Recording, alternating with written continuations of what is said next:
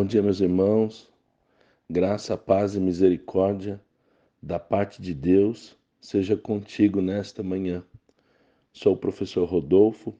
Hoje é o nosso 11º dia de exposição e leitura do livro de Gênesis e estamos diante dos capítulos de número 31, 32 e 33. Nós vamos orar ao Senhor nosso Deus. Pai, nós louvamos o Teu nome, exaltamos o Teu nome e Te agradecemos por essa grande bênção e esse grande privilégio que é poder Te chamar de Pai, chamar de nosso Pai, o nosso Deus. O Senhor é o nosso refúgio, o Senhor é a nossa fortaleza, o Senhor é o nosso socorro, o Senhor é a nossa força, o Senhor é a nossa alegria, pelo que não temeremos. Ainda, Senhor, que andássemos pelo vale da sombra da morte, ainda, Senhor, que todo o mal se levante contra nós, não temeremos, porque o Senhor é o nosso Deus, o Senhor é um Deus fiel, o Senhor é forte e poderoso. Pelas tuas mãos e pela tua voz, treme a terra, tremem as nações, os reinos se abalam quando o Senhor levanta a sua voz. Nós, porém, os teus filhos, somos abençoados ao doce e glorioso som da tua voz. Podemos, pela fé, ouvir o Senhor nos chamando pelo nome, nos chamando de filhos e nos chamando para seguirmos em frente, para continuarmos a jornada, continuarmos a carreira que nos está proposta, que está diante de nós, a coroa incorruptível que o Senhor dará àqueles que vencerem, àqueles que perseverarem até o fim. Essa é a nossa herança, essa é a nossa bênção. Por isso nós te louvamos, invocamos o teu nome nesta manhã, invocamos a tua bênção sobre as nossas vidas, Senhor, que sejamos por ti alcançados, abençoados, agraciados, ó Pai.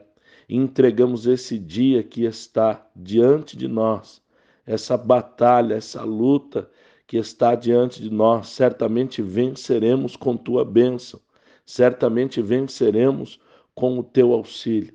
Por isso nós te invocamos e pedimos a tua ajuda para nos abençoar e nos dar vitória nesse dia que está diante de nós.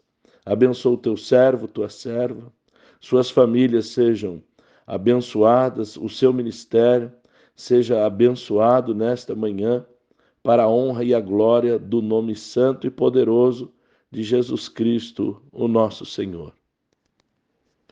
Capítulo de número 31.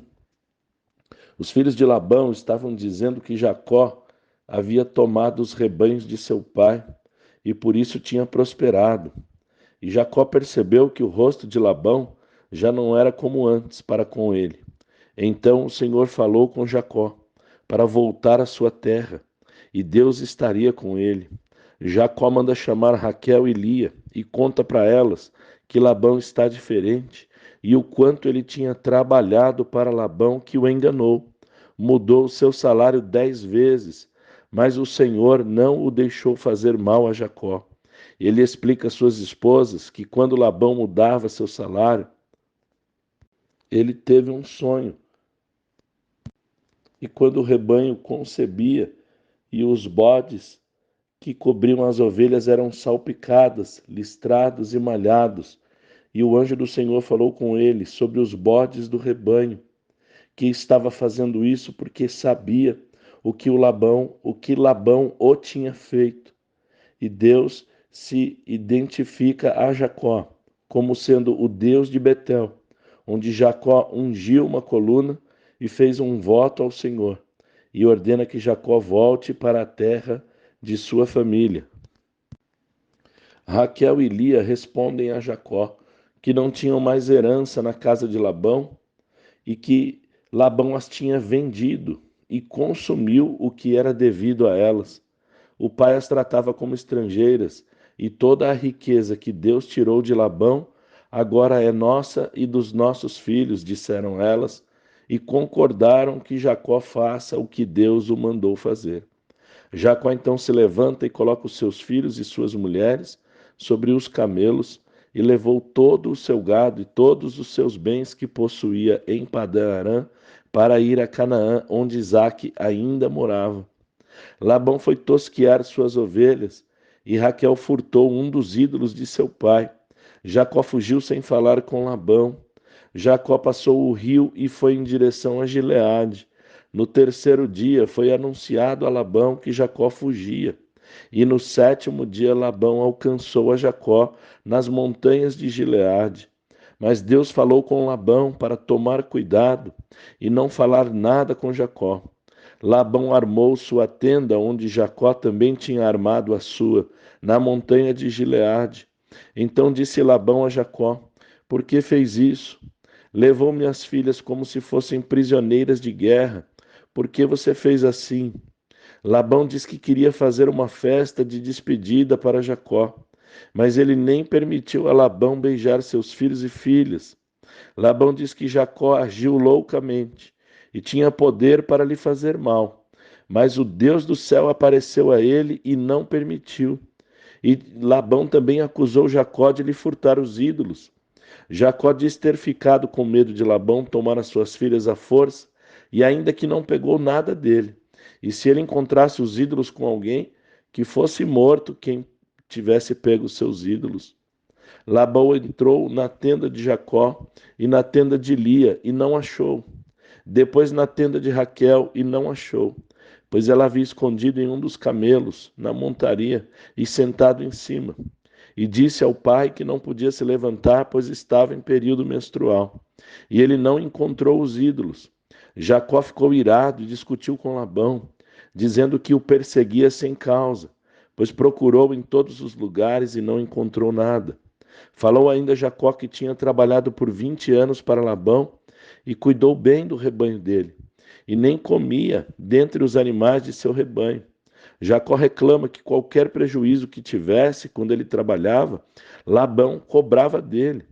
E trabalhou no calor escaldante e também pela geada da noite, pelo que nem sono tinha mais, de tanto que havia trabalhado por 20 anos, 14 anos pelas mulheres e mais 6 pelo rebanho.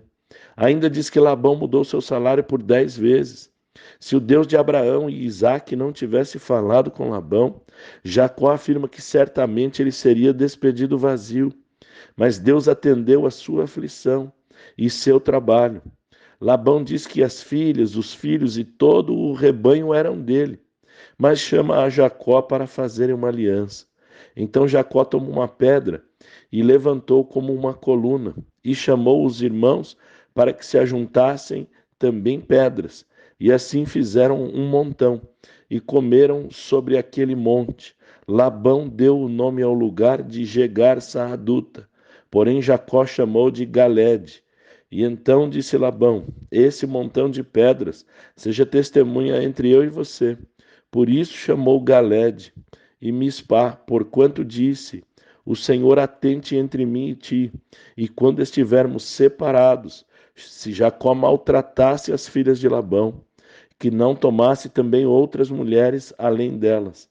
E ainda disse que aquele montão e aquela coluna serviriam como um marco, uma espécie de fronteira entre eles, de modo que Jacó não passasse para lá e nem Labão para cá, para que um não fizesse mal ao outro. E invocou o nome do Deus de Abraão e de Naor, para servir como testemunha entre eles.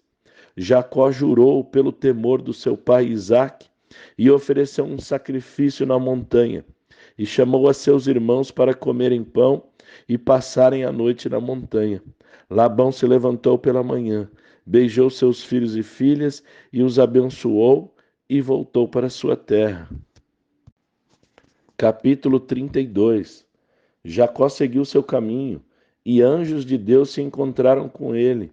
E Jacó disse: Esse é o exército de Deus. E chamou aquele lugar Manaim. E Jacó enviou mensageiros para que fossem à sua frente, e falassem com Esaú em Seir, terra de Edom, com a seguinte mensagem: Assim diz Jacó teu servo: Fui peregrino e morei com Labão, e estive lá até hoje. E tenho bois e jumentos, ovelhas, servos e servas, e te enviei essa mensagem para que encontre o seu favor. Os mensageiros voltaram e disseram que Esaú também vinha ao encontro de Jacó com 400 homens, pelo que Jacó temeu muito e separou a sua comitiva em duas partes, porque dizia: Se Esaú atacar um grupo, o outro foge. E Jacó orou a Deus, dizendo ter ido a Harã somente com seu cajado, e agora estava voltando com todos os bens que Deus lhe havia dado. Mas Jacó estava com medo de Esaú o atacar, e também as mães e filhos, e pede a Deus o livramento, e ele procura lembrar a Deus das promessas que Deus o havia feito sobre a sua descendência. E passou ali a noite. Tomou do seu rebanho um bom número de vários animais, e os separou por espécies em vários rebanhos, que pretendia dar como presente a Esaú, e mandou seus servos na frente, deixando espaço entre um rebanho e o outro, para que quando um rebanho e seus servos se encontrasse com Esaú, dizer que são de Jacó. Eles deveriam dizer a Esaú que eram servos de Jacó e que eram o rebanho que Jacó estava dando de presente para ele, Esaú. Assim ordenou também a todos os outros rebanhos que iam à sua frente. Então Jacó separou vacas, separou ovelhas, separou cabras, separou bodes e foi separando um rebanho de outro, para que Esaú se encontrasse com um rebanho e com servos, depois com mais um e depois com outro, e ele foi trazendo esses presentes para Esaú, e assim ele ordenou também a todos os outros rebanhos que iam à sua frente, porque pensava que assim poderia apaziguar a Esaú. Assim enviou os presentes à sua frente e ficou no acampamento. Levantou-se de noite e passou o val de Jaboque, e fez passar seus filhos e mulheres pelo ribeiro, e estava só. E lutou com ele um homem até a alva, e vendo esse que não prevalecia contra ele, tocou a juntura de sua coxa e se deslocou. O homem queria ir embora, mas Jacó não deixava, senão o abençoasse. E o homem lhe perguntou o nome. Ele disse Jacó. Então o homem disse: Não se chamará Jacó, mas Israel, pois como um príncipe lutaste com Deus e com os homens, e prevaleceste. Jacó quer saber o nome do anjo, que não diz o nome, mas ele abençoa a Jacó. E Jacó chamou aquele lugar Peniel, pois disse: Tenho visto Deus face a face. E saiu o sol, e Jacó se foi e mancava por causa da coxa. Por isso os filhos de Israel até hoje não comem o nervo encolhido da coxa. Capítulo 33. Então Jacó, levantando os olhos, viu a Esaú com seus 400 homens. Jacó dividiu os filhos com Lia e Raquel, com suas servas e seus filhos na frente, Lia e seus filhos atrás, e Raquel e José por último. Jacó passou à frente de todos e inclinou-se 7 vezes até que chegou seu irmão Esaú. Correu-lhe ao encontro, lançou-se ao seu pescoço, o beijou e choraram. Esaú, vendo as mulheres e os meninos, perguntou quem eram. E Jacó o contou, que Deus graciosamente o haviam dado a ele. Esaú quer saber por que tanto rebanho ele tinha visto à frente, aqueles rebanhos que Jacó enviou separados uns e outros. E a Jacó disse que era para achar graça, para ser aceito ou bem recebido pelo irmão. Esaú disse que não precisava deles, pois tinha o bastante. Jacó insiste que Esaú fique com os presentes, pois ter visto a ele era como ter visto a Deus, e o seu rosto era favorável a Jacó. Mas Esaú continua recusando. Porém, Jacó continuou insistindo até que Esaú aceitou os presentes. E então decidiram seguir viagem. Esaú à frente, pois Jacó disse que iria mais devagar pelo gado, no passo do gado e pelos meninos. Esaú quis deixar alguns homens com Jacó, mas Jacó não quis. Bastava ter visto o irmão e ter sido bem recebido. Assim Esaú voltou para Seir, de onde tinha vindo, e Jacó foi para Sucote, construiu uma casa e cabanas para o gado. E Jacó chegou a Salém, cidade de Siquém, comprou uma parte do campo e levantou ali um altar e chamou Deus, o Deus de Israel. E agora alguns pontos aqui para a gente pensar. Os filhos que nasceram de Jacó em Padã Arã irão dar origem às futuras tribos de Israel.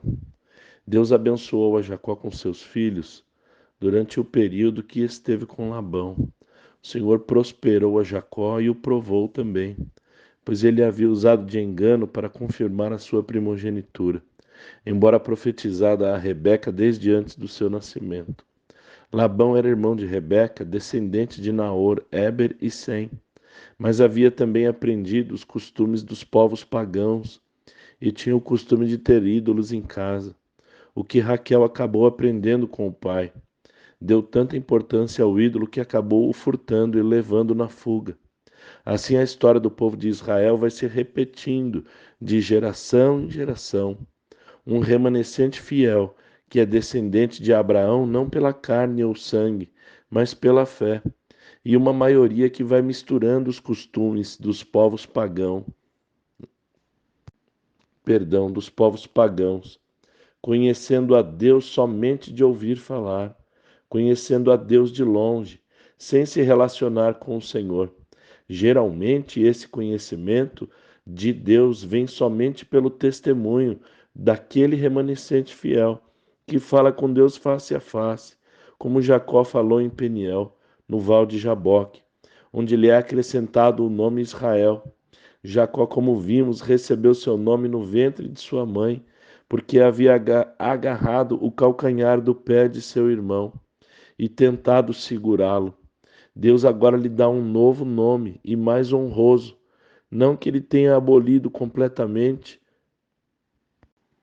o nome Jacó, pois as Escrituras continuaram se referindo a ele como Jacó, que era um sinal de graça memorável, mas que ele pôde testemunhar um progresso ainda maior de sua graça através do novo nome recebido, porque junto com o nome também vem a bênção a qual o Senhor se referiu, que significa governar, como se ele fosse chamado de príncipe de Deus, pois Deus havia dado força a Jacó para prevalecer e levar à frente a descendência do Messias, levar adiante a redenção futura da humanidade.